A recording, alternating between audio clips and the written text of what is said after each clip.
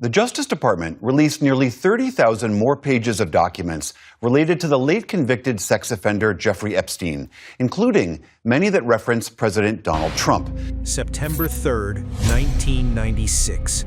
FBI case file. Child pornography investigation. Subject: Jeffrey Epstein. The FBI had him. They knew. In 1996, they had documented evidence of Jeffrey Epstein's crimes against children.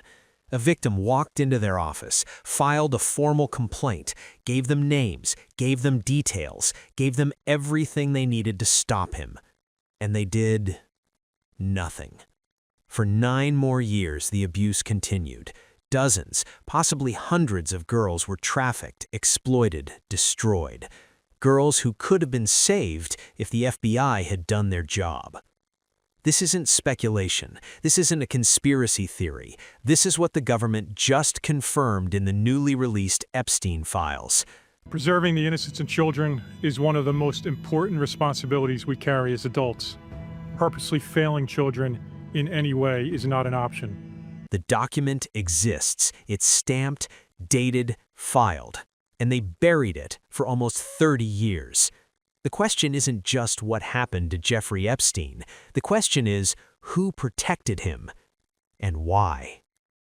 Welcome to the Vault Files, where we unlock the documents they don't want you to see. And today we're breaking open one of the most explosive document releases in modern history.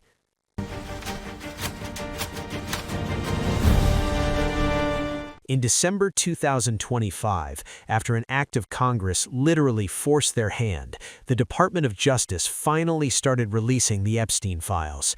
Thousands of pages that reveal a conspiracy of silence, institutional betrayal, and unanswered questions that reach into the highest corridors of power in America and around the world. But here's what makes this different from every other Epstein video you've watched. We're not here to speculate wildly or chase clickbait. We're going to show you the exact documented moment when the justice system had the chance to stop Jeffrey Epstein and made the conscious choice not to. We're going to separate confirmed facts from speculation, and I'll tell you exactly when I'm crossing that line. And we're going to ask the question that everyone with power is terrified to answer.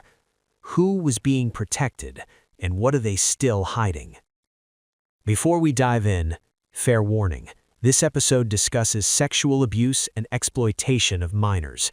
It's disturbing, it's infuriating, but if we want justice, we need to face the truth. Let's unlock the vault.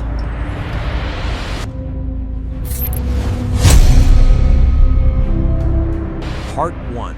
The document that changes everything. Forget everything you think you know about when this story started. The conventional narrative, the one you've heard 1,000 times, says Jeffrey Epstein's crimes came to light in 2005 when a courageous 14-year-old girl in Palm Beach reported him to police. That's what journalists have reported. That's what documentaries have shown. That's what we've been told for 2 decades. It's a complete lie. The truth is so much worse. On September 3rd, 1996, almost a decade earlier, a woman named Maria Farmer walked into an FBI office with evidence of Jeffrey Epstein's crimes against children. The document, recently released and authenticated, is officially stamped as a child pornography investigation. Not a hunch, not a rumor, an official FBI case file. Maria Farmer wasn't some random person. She was a professional artist in her mid-20s who had worked directly for Epstein. She knew how he operated, and what she told the FBI that day should have ended everything right there. According to the complaint, Epstein had stolen photographs Farmer had taken of her younger sisters, 12 and 16 years old, for her personal artwork.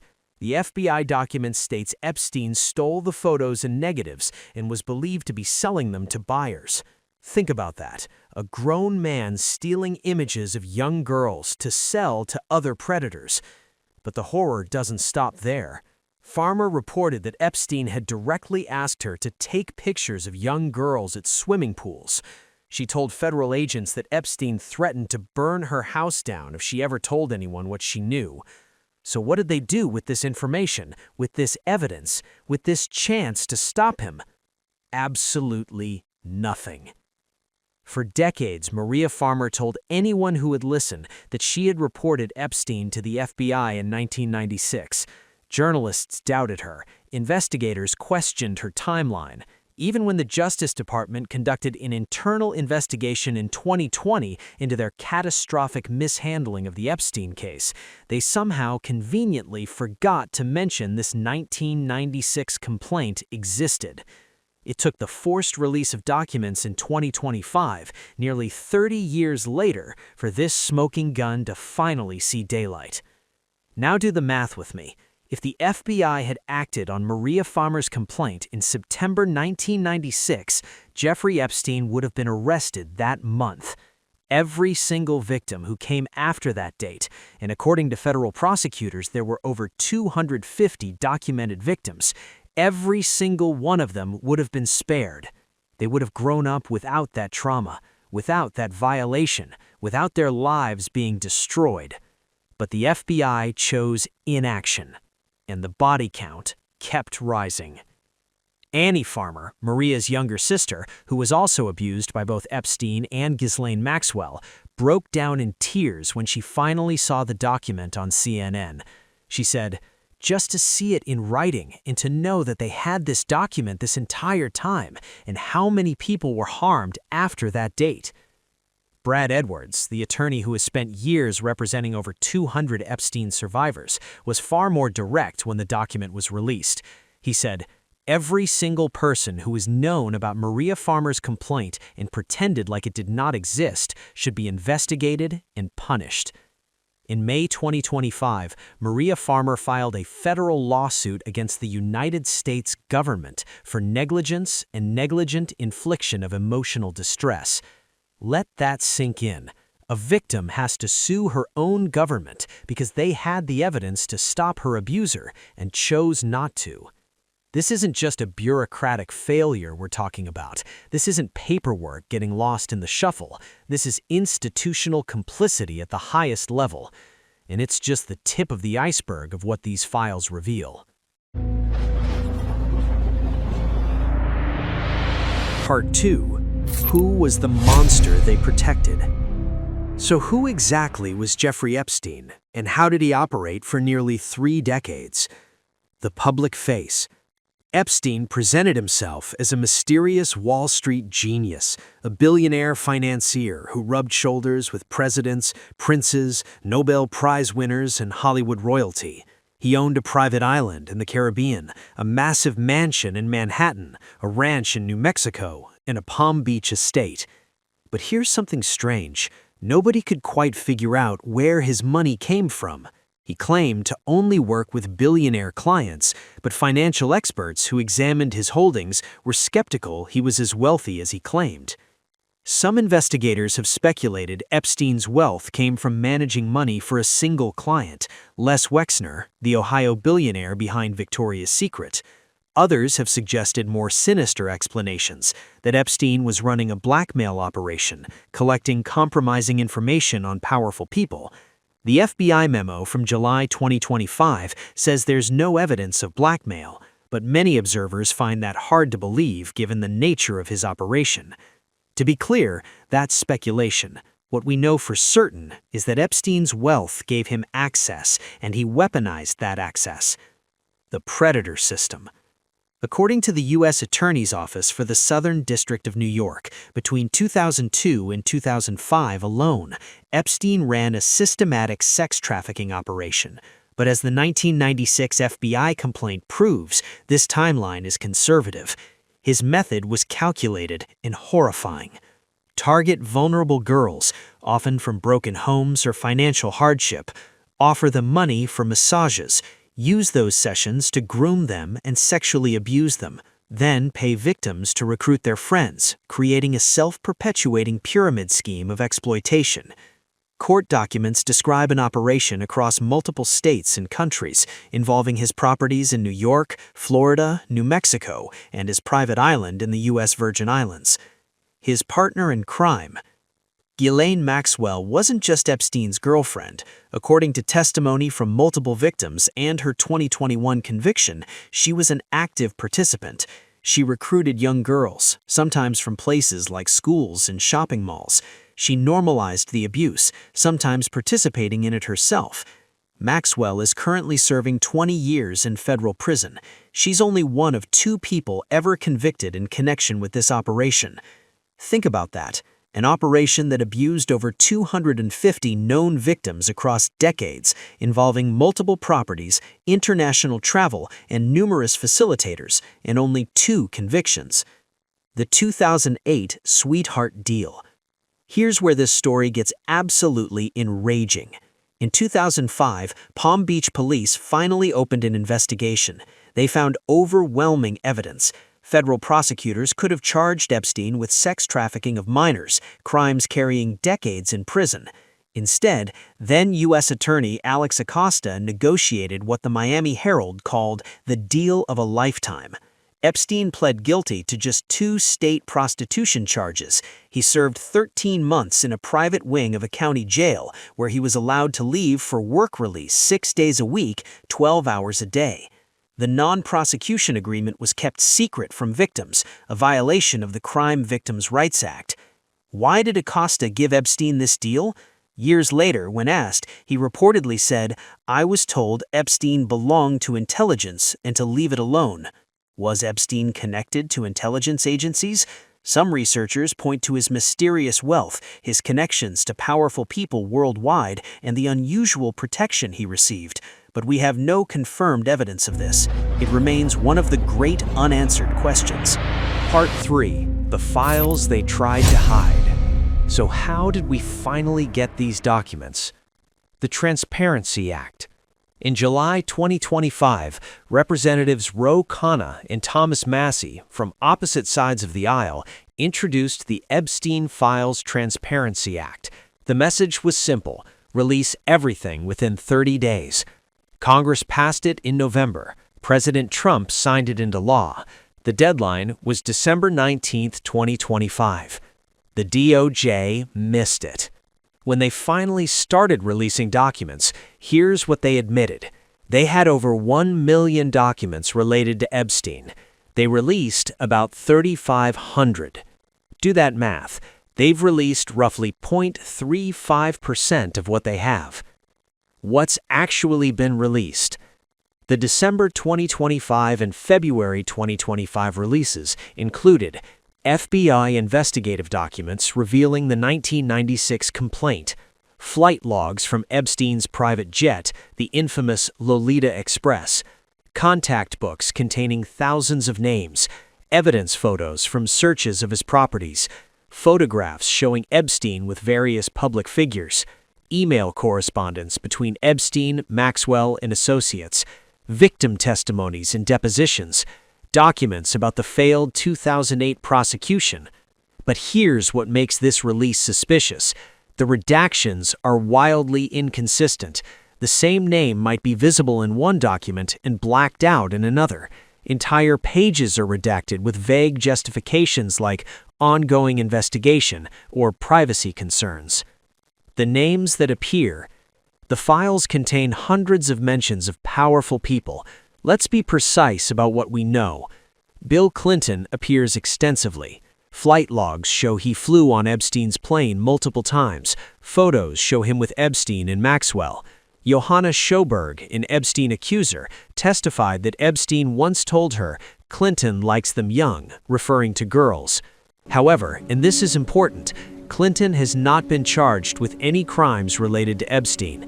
Maxwell testified under oath that allegations Clinton visited Epstein's island were 100% false.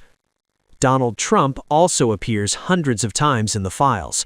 According to the New York Times and other sources, Trump and Epstein were close friends in New York and Palm Beach social circles for years.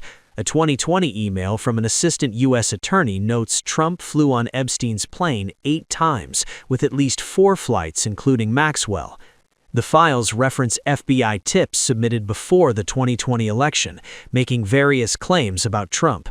The DOJ released a statement calling these untrue and sensationalist claims. A controversial letter that appeared to be from Epstein to Trump was determined by FBI analysis to be fake, wrong handwriting, wrong postmark location, and processed 3 days after Epstein died. Like Clinton, Trump has not been charged with any crimes related to Epstein. Prince Andrew faces civil allegations and famously gave a disastrous BBC interview about his relationship with Epstein. He reached a settlement with Virginia Giuffre, who accused him of sexual abuse. Other names that appear: Mick Jagger, Michael Jackson, Alan Dershowitz, accused, then allegations withdrawn, Les Wexner, Victoria's Secret founder, various academics and scientists. Critical context. Being in Epstein's contact book or photographed with him does not mean someone participated or knew about his crimes. Epstein deliberately cultivated relationships with famous people for business, status, and potentially as cover. But here's the question these files raise. Among all these names, who knew? Who participated? Who looked the other way? Part 4. The 10 Unnamed Co-Conspirators. Here's where this story gets even stranger. The co-conspirator mystery. In emails released in December 2025, FBI investigators in 2019 discussed 10 co-conspirators in Epstein's trafficking operation. The emails are heavily redacted, but fragments remain visible. One email mentions Les Wexner, the Ohio billionaire, in connection with potential co-conspirators. His lawyer denies any wrongdoing. But who are the other 9? The files don't say, or more accurately, those names are blacked out. These aren't victims.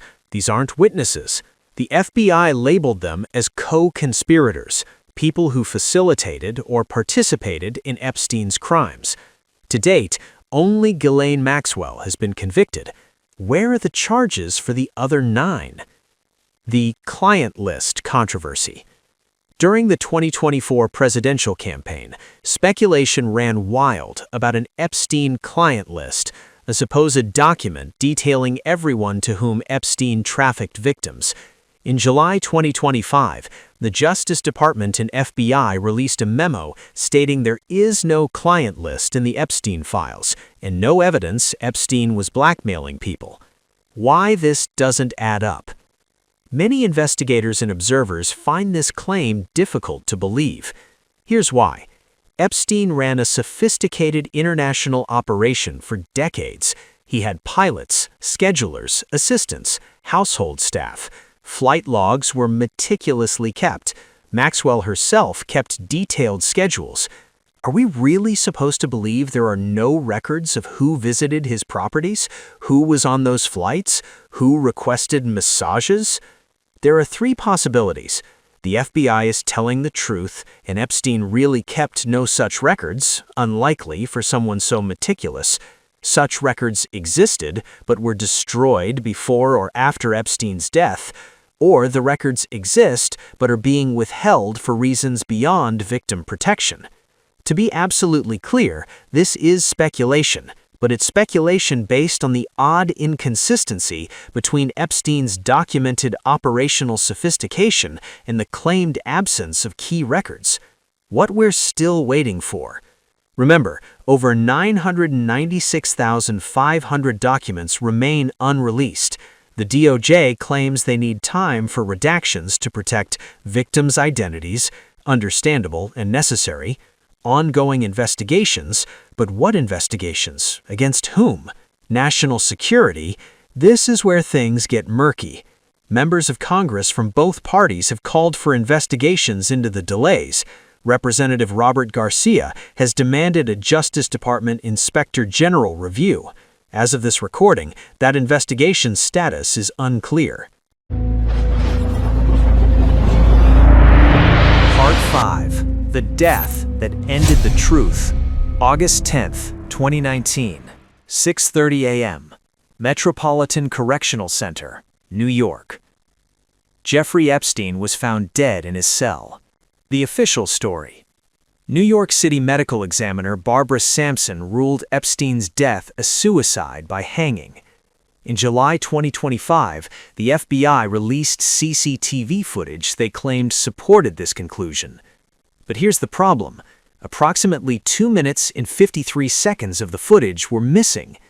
Video forensic experts who examined the release determined the video had been modified, despite FBI claims it was raw, unedited footage.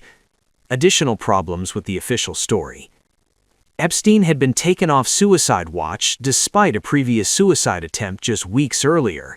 His guards, assigned to check on him every 30 minutes, were sleeping in later falsified records. His cellmate had been transferred out, leaving him alone. Both cameras outside his cell malfunctioned. Forensic pathologist Michael Baden, who observed the autopsy, disputed the suicide ruling, noting injuries more consistent with homicidal strangulation. The conspiracy theories. Given Epstein's connections and the information he possessed, conspiracy theories exploded.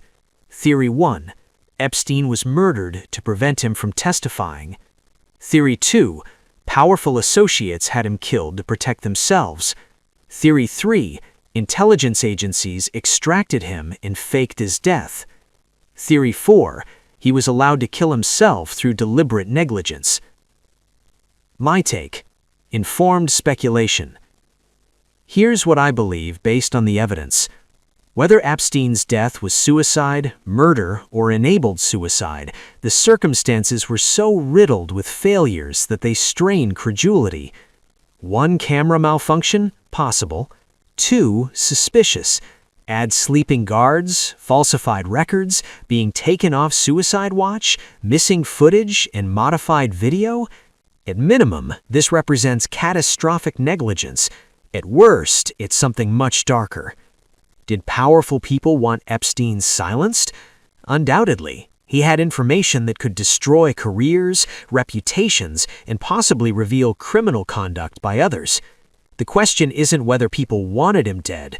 The question is whether they acted on that desire. I can't prove murder, but I can prove this. Whether through incompetence or conspiracy, the system ensured Jeffrey Epstein never faced public trial.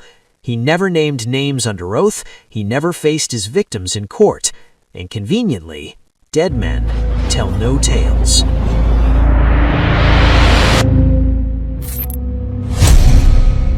Let's step back and look at the bigger picture, because this story isn't just about one pedophile and his rich friends. Institutional betrayal. The Epstein Files reveal a multi-decade conspiracy of institutional failure. 1996, FBI receives Maria Farmer's complaint. Does nothing. 2005, Palm Beach police build overwhelming case. Federal prosecutors give him a sweetheart deal. 2008, Epstein serves 13 months in luxury conditions. Non-prosecution agreement kept secret from victims. 2019, finally rearrested. Dies in custody under impossible circumstances. 2025, Congress has to force document releases. DOJ releases less than 1% of files. At every stage, institutions that exist to protect vulnerable people instead protected a wealthy predator. Why?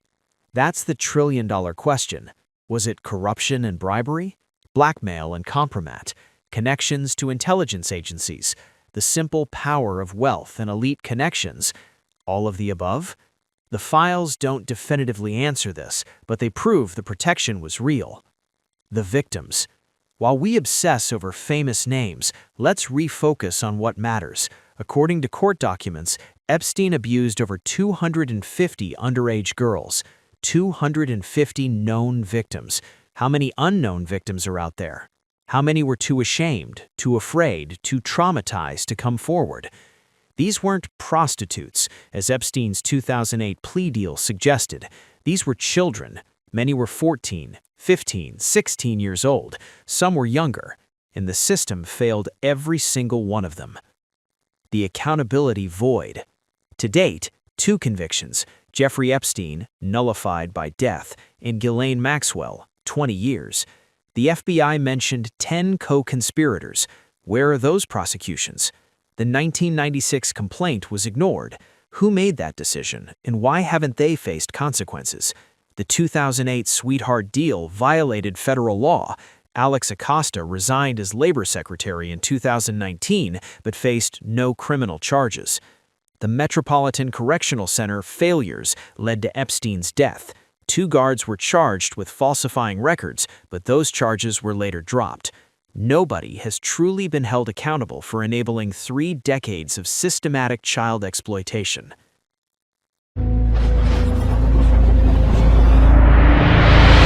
The Epstein Files aren't just about one man's monstrous crimes. They're a mirror reflecting something far more disturbing. A system that knew and deliberately chose inaction. A system that protects power over people. A system where the right connections can buy you immunity from justice. Maria Farmer tried to stop this in 1996. She did everything right. She went to the authorities. She filed the complaint. She provided evidence. If anyone had listened, if anyone had acted, if anyone had valued the safety of children over whatever or whoever they were protecting, hundreds of girls would have been spared decades of trauma. That's not a conspiracy theory. That's not speculation. That's documented fact pulled directly from the files they buried for 30 years. So what happens now? Will the remaining 996,500 documents be released? Will the 10 co-conspirators the FBI mentioned finally be named and charged? Will we ever learn who made the decision to ignore Maria Farmer's 1996 complaint? Will we ever get the full, unredacted truth? Honestly, I doubt it. Power protects power. It always has. But I'll be here, unlocking every vault they reluctantly open and hammering on every door they desperately keep locked. Support organizations that help trafficking survivors. Demand transparency from your elected officials. Contact your representatives and senators and ask them why only 0.35% of Epstein documents have been released. And remember this case the next time someone tells you that powerful people would never get away with crimes like this. They do. They did. And right now, they still are. This has been The Vault Files. If this investigation opened your eyes, hit that like button and subscribe. We're just getting started unlocking the documents they don't want you to see. Drop your thoughts in the comments, but keep it respectful. What questions do you want answered? What vault should we open next? What truth are they hiding? And remember, the truth is always hidden for a reason. Our job is to find out why. Until next time, keep questioning everything.